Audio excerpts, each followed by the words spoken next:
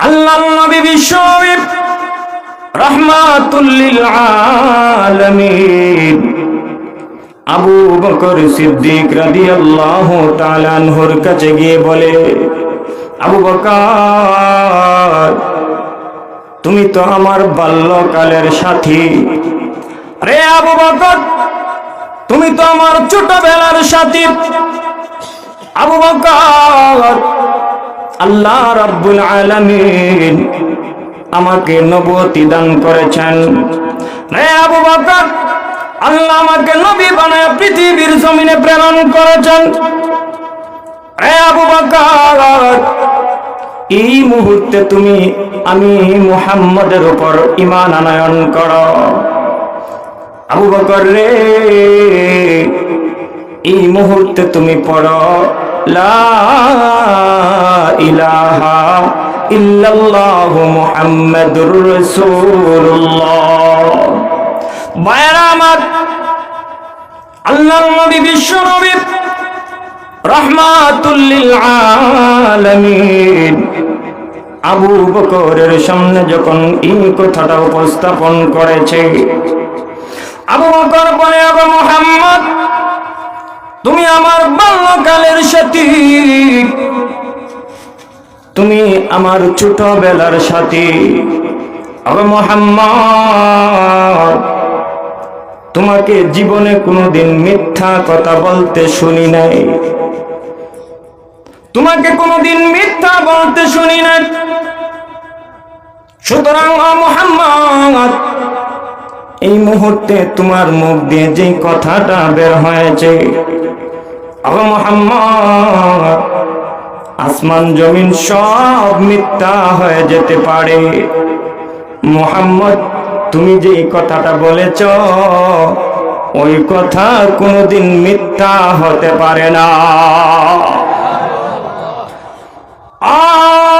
মুহাম্মদ, তুমি যে কথা বলেছ সমস্ত কিছু মিথ্যা হয়ে যেতে পারে, কিন্তু আমি আবু বকর বিশ্বাস করে নিলাম তোমার কথা কোনোদিন মিথ্যা হতে পারে না। আবু মুহাম্মদ, এই মুহূর্তে আমাকে পড়ায়া দাও লা ইলাহা ইল্লাল্লাহু মুহাম্মাদুর রাসূলুল্লাহ। ভাইরা আমার, আবু বকর সিদ্দিক রাদিয়াল্লাহু তাআলা আনহু এবারে কালিমা পড়ে মুসলমান হয়ে গেল। আবু বকর সিদ্দিক রাদিয়াল্লাহু তাআলা আনহু বড় ধনাঢ্য একজন মানুষ ছিলেন। আবু বকর সিদ্দিক রাদিয়াল্লাহু তাআলা আনহু যখন মুসলমান হয়ে গেলেন, তদানীন্তন সময়ে হযরত আবু বকর 40,000 স্বর্ণ মুদ্রার মালিক ছিলেন। জুরে কন্যা সুবহানাল্লাহ। ভাইরা আমার, বর্তমান সময়ে এটাকে হিসাব করলে হযরত আবু বকর 40,000 কোটি টাকার মালিক ছিলেন। জুরে বলেন না সুবহানাল্লাহ। আবু বকর সিদ্দিক রাদিয়াল্লাহু তাআলা আনহু মুসলমান হয়ে যাওয়ার পরে আবু বকর সিদ্দিক রাদিয়াল্লাহু তাআলা আনহু ইসলামের জন্য কোরআনের খেদমতে আস্তে আস্তে করে এত সমস্ত টাকা পয়সা এবং সম্পদ ইসলামের জন্য বিলীন করে দিয়েছে। জুরে বলেন না আল্লাহু আকবার। আবু বকর সিদ্দিক রাদিয়াল্লাহু তাআলা আনহু যখন মুসলমান হয়ে গেলেন, আল্লাহর নবী বিশ্ব নবী মুহাম্মদুর রাসূলুল্লাহ সাল্লাল্লাহু আলাইহি ওয়াসাল্লাম আবু বকরকে লক্ষ্য করে বলে, আবু বকর রে, এই মুহূর্তে তুমি মুসলমান হয়ে গিয়েছো। রে আবু বকর, শুধু মুসলমান হলেই চলবে না, ইসলামের দাওয়াতের কাজে আমার সাথে তোমাকে সময় ব্যয় করতে হবে। আমার ভাইয়েরা, আবু বকর সিদ্দিক রাদিয়াল্লাহু তাআলা আনহুর একটা দোকান ছিল মক্কার বাজারে। আবু বকর সিদ্দিক রাদিয়াল্লাহু তাআলা আনহু ব্যবসার জন্য একটা দোকান দিয়েছিলেন। আবু বকর সিদ্দিক রাদিয়াল্লাহু তাআলা আনহু ওই ব্যবসার জন্য দোকানের মধ্যে সময় বিলীন করতে হয়। ভাইয়েরা আমার, যারা ব্যবসা করে, যাদের দোকান আছে, আমি আপনাদের কাছে প্রশ্ন করে জানতে চাই, দোকানের জন্য ব্যবসার কাজে সময় বিলীন করতে হয়নি না হয় না? আরো জোরে বলুন। আল্লাহর নবী বিশ্বনবী রাহমাতুল লিল আলামিন বলেন, হে আবু বকর, ইসলামের কাজে, তাওহীদের দাওয়াতের কাজে আমি নবীর সাথে তোমাকে দাওয়াতের কাজ করতে হবে, ইসলামের কাজ করতে হবে। আল্লাহর নবী বলে, আবু বকর, তোমার যে দোকান আছে, দোকানের মধ্যে 12 ঘন্টা সময়ের মধ্যে তুমি 3 ঘন্টা সময় ইসলামের কাজে ব্যয় করতে হবে। বাকি 9 ঘন্টা সময় তুমি ব্যবসার কাজে দোকানে ব্যয় করবা। আর 3 ঘন্টা সময় আমি নবীর সাথে ইসলামের কাজে বিলীন করতে হবে। আল্লাহর পয়গম্বরের সাহাবী আবু বকর সিদ্দিক রাদিয়াল্লাহু তাআলা আনহু এবার ব্যবসার কাজের জন্য 9 ঘন্টা সময় অতিবাহিত করে দেয়, আর ইসলামের দাওয়াতের কাজে বাকি 3 ঘন্টা সময় নবীজির সাথে কাটায়া দেওয়া শুরু করে দিয়েছি। এমনিতে আবু বকর সিদ্দিক রাদিয়াল্লাহু তাআলা আনহু কিছুদিন অতিবাহিত হয়ে যাওয়ার পরে আল্লাহর নবীর কাছে এসে লক্ষ্য করে বলে, ইয়া রাসূলুল্লাহ, ইয়া হাবিবাল্লাহ, ও নবীজি, আমি ইসলামের জন্য, দাওয়াতের জন্য আপনার সাথে যে 3 ঘন্টা সময় আমি অতিবাহিত করলাম, ও নবীজি, আমি আবু বকরের কাছে মনে হয় ওই 3 ঘন্টা সময়ে ইসলামের কাজ সম্পাদন হয় না। আল্লাহু আকবার। ও নবীজি, এই 3 ঘন্টা সময়ের মধ্যে আমি আবু বকর ইসলামের কাজের জন্য যে সময় বিলীন করলাম, ও নবীজি, এই 3 ঘন্টা সময়ের মধ্যে ইসলামের কাজ সম্পাদন হয় না। নবী গো, আমার ব্যবসার সময় থেকে আরো কিছু সময় বের করে আমাকে ইসলামের কাজে বিলীন করতে হবে। জোরে কোন সুবহানাল্লাহ। ও নবীজি, যে 3 ঘন্টা সময় ইসলামের দাওয়াতের কাজে ব্যয় করার জন্য আপনি বলতেছেন, আমি তো 3 ঘন্টা সময় ইসলামের জন্য, ইসলামের দাওয়াতের জন্য বিলীন করতেছি গো নবী, কিন্তু আমি আবু বকরের তৃপ্তি মিটতেছে না। আমার মনে হয় আরো কিছু সময় বের করে আমি ইসলামের জন্য বিলীন করলে আমি আবু বকরের মনে শান্তি পাবো, তৃপ্তি পাবো। জোরে কোন সুবহানাল্লাহ। ভাইয়েরা আমার,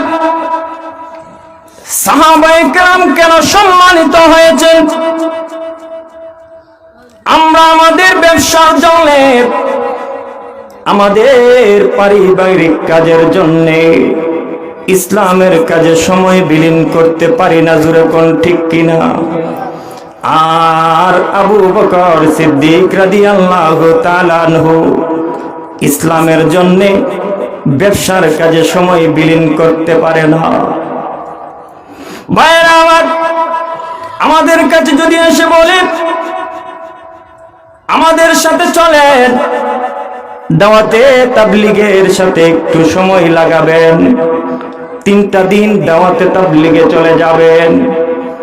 এমনিতে অনেক উজর বের হয়ে আসে, হুজুর এখন তো ক্যাপ লাগানোর সময়, ঠিক কিনা? এই মুহূর্তে যদি আমি 3 দিনের জন্য বের হয়ে যান, আমার কৃষিকাজ সম্পাদন হবে না, আমার ব্যবসা দুলিশাত হয়ে যাবে। সুতরাং হুজুর আমাকে মাফ করেন, আমি দাওয়াতে তাবলীগের কাজে যেতে পারবো না, দিনের দাওয়াতের কাজে যেতে পারবো না। আবু বকর সিদ্দিক রাদিয়াল্লাহু তাআলা আনহু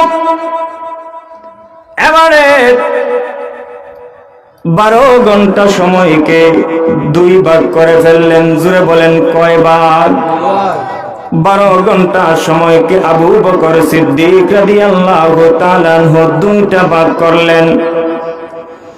নবীজির কাছে এসে বলে, ওগো নবীজি, এই মুহূর্তে আমি 12 ঘন্টা সময়কে 2 ভাগ করে 6 ঘন্টা সময়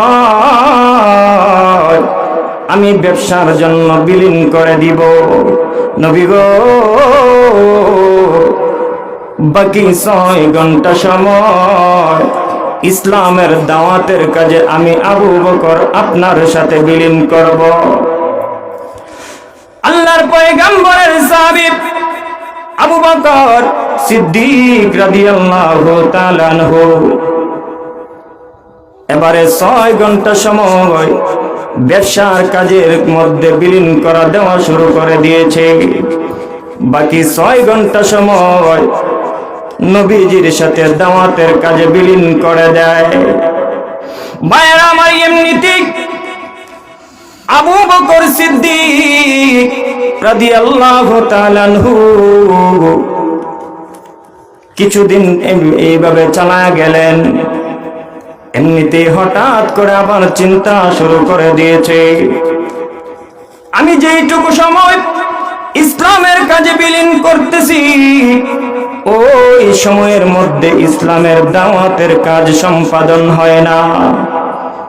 আমার মনে হয় আরো কিছু সময় আমার ব্যবসার কাজ থেকে বের করে ইসলামের দাওয়াতের কাজে বিলীন করে দিলে আমি আবু বকর তৃপ্তি সহকারে ইসলামের কাজ পরিচালনা করতে পারবো। নবীজির কাছে এসে বলে, ওগো নবীজি, আমি যেইটুকু সময় ইসলামের দাওয়াতের কাজে বিলীন করা শুরু করে দিয়েছি, নবী গো, এইটুকু সময় ইসলামের কাজ করে সম্পাদন করা হয় না। ইসলামের কাজ আমার মনে হয় অসম্পূর্ণ রয়ে গিয়েছে। ওগো নবীজি, এই মুহূর্তে আমি আবু বকর নিয়ত করেছি, আমি আর ব্যবসা করব না, আমি দোকান বিক্রি করে দেব। জোরে বলেন না আল্লাহু আকবার। আল্লাহর পয়গম্বরের সাহাবী আবু বকর সিদ্দিক রাদিয়াল্লাহু তাআলা আনহু এবারে দোকান বিক্রি করে দেওয়ার জন্য নিয়ত করেছে। আবু বকর সিদ্দিক রাদিয়াল্লাহু তাআলা আনহু এবারে দোকান বিক্রি করে দিয়ে ইসলামের কাজের জন্য সমস্ত দিন ইসলামের কাজে বিলীন করা শুরু করে দিয়েছে। এই মুহূর্তে মক্কার ব্যবসায়ীরা বলে, আবু বকর, যেদিন থেকে তুমি মুহাম্মদের দরবারে আসা যাওয়া করো, যেদিন থেকে তুমি মুহাম্মদের ধর্মাবলম্বী হয়ে গিয়েছো, সেদিন থেকে আমি দেখতে পাই তুমি ক্ষতিগ্রস্ত হয়ে গিয়েছো। রে আবু বকর, তুমি ব্যবসা ছেড়ে দিয়েছো, মুহাম্মদের ধর্ম গ্রহণ করে তুমি ক্ষতিগ্রস্ত হয়ে গিয়েছো। এমনিতে আবু বকর সিদ্দিক রাদিয়াল্লাহু তাআলা আনহু নবীজির কাছে এসে বলে, ওগো নবীজি, মক্কার বাজারের ব্যবসায়ীরা আমাকে বলেছে আমি আবু বকর ইসলাম কবুল করে আমি আবু বকর নাকি ক্ষতিগ্রস্ত হয়ে গিয়েছি। ওগো নবীজি, মক্কার বাজারের ব্যবসায়ীরা মক্কা করে আমাকে বলে আবু বকর মুহাম্মাদের ধর্ম অবলম্বী হয়ে তুমি ক্ষতিগ্রস্ত হয়ে গিয়েছো। ওগো নবীজি, আমি আপনার কাছ থেকে শুনতে চাই, আমি ইসলাম কবুল করে আমার সম্পদ সব কিছু ইসলামের জন্য বিলীন করে দিয়ে আমি আবু বকরকে ক্ষতিগ্রস্ত হয়েছি নাকি লাভবান হয়েছি। আমার বাইরে এমনিতে আল্লাহ রাব্বুল আলামিন জিব্রাইলকে লক্ষ্য করে বলে, জিব্রাইল, এই মুহূর্তে তুমি যাও আমার বন্ধুর কাছে সূরা আসর নিয়ে চলে যাও। জোরে বলেন না সুবহানাল্লাহ। আল্লাহ রাব্বুল আলামিন বলেন, ওয়াল আসর ইন্নাল ইনসানা লাফি খুসর। আল্লাহ রাব্বুল আলামিন আসরের কসম করে বলেন, আসরের কসম, সময়ের কসম করে আমি আল্লাহ বললাম। ওগো নবীজি, আপনার সাহাবী আবু বকরকে জানায়া দেন আল্লাহ রাব্বুল আলামিন আসরের কসম করে বলেন, ইন্নাল ইনসানা লাফি খুসর। নিশ্চয় নিশ্চয় পৃথিবীর সমস্ত মানুষ ক্ষতিগ্রস্তের মধ্যে রয়েছে। পৃথিবীর সমস্ত মানুষ ক্ষতিগ্রস্তের মধ্যে রয়েছে। ওগো নবী, আপনি আবু বকরকে জানায়া দেন ইল্লাল্লাযীনা আমানু। আল্লাহ রাব্বুল আলামিন হরফে ইস্তিসনা ব্যবহার করে বলে, আবু বকর, আল্লাহ জানায়া দিয়েছে সমস্ত মানুষ ক্ষতিগ্রস্তের মধ্যে রয়েছে, কিন্তু আবু বকর যারা ঈমান আনয়ন করেছে এবং নেক আমল করেছে, নিজে আমল করেছে, অপরকে আমলের দাওয়াত দিয়েছে। রে আবু বকর, এবং নিজে সবর করেছে, অন্যকে সবরের জন্য দাওয়াত দিয়েছে।